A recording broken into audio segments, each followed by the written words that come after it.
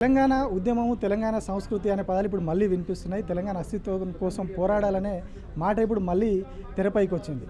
ఎందుకు మరి వీళ్ళు ఈ పోరాటం చేస్తూ ఉన్నారు? అసలు ఎందుకు ఈ అంశం తెరపైకి వచ్చింది? ఇప్పుడు మనతో పాటు డాక్టర్ రాజలక్ష్మి గారు ఉన్నారు, వారిని అడుగుదాం.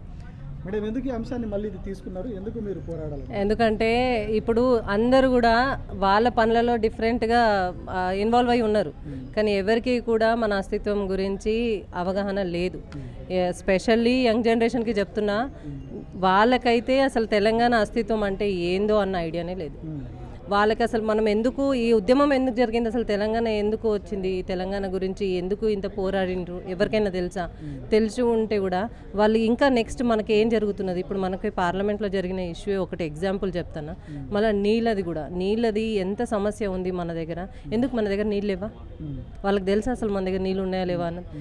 ఎందుకు మన మన మన ల్యాండ్ మనకు లేకుండా పోతుంది, మన జాబులు మనకు లేకుండా పోతున్నాయి, మన అస్తిత్వం మనకు లేకుండా పోతుంది, మన పద్ధతులు, మన పండుగలు, మన జాగ మీద మనకి ఎంతవరకు అవగాహన ఉంది, మనం ఏం తింటాం, ఏం తరిక ఉన్నది, ఏ రకంగా తింటాం, అది కూడా పిల్లలకి తెలియదు.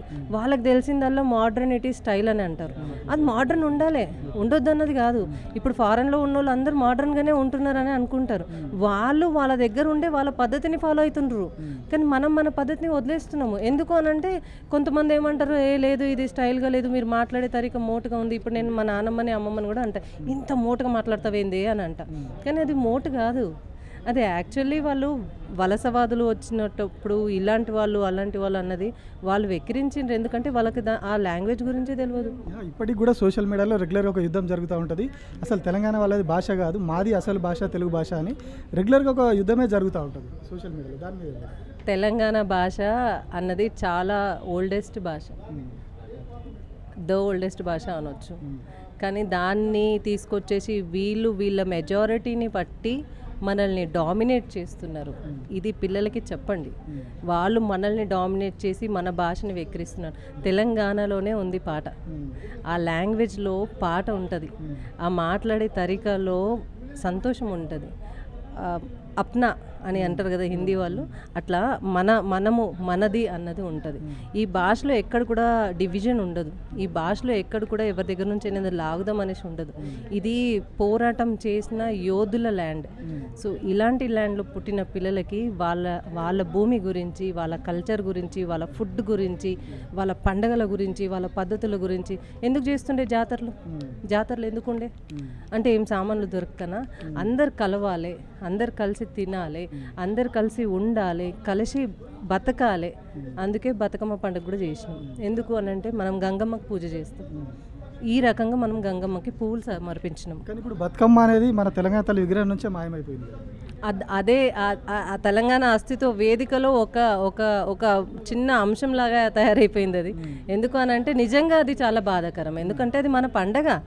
ఇప్పుడు బోనాల పండుగ అంటే కూడా చాలామంది ఏంది నెత్తి మీద కుండలు పెట్టుకొని, అరే అది బోనం అమ్మవారికి సమర్పించే ప్రసాదం, దాంట్లో ఉండేది పరమాన్నం, దాంట్లో ఉండేది మనం వండుకున్న అన్నం.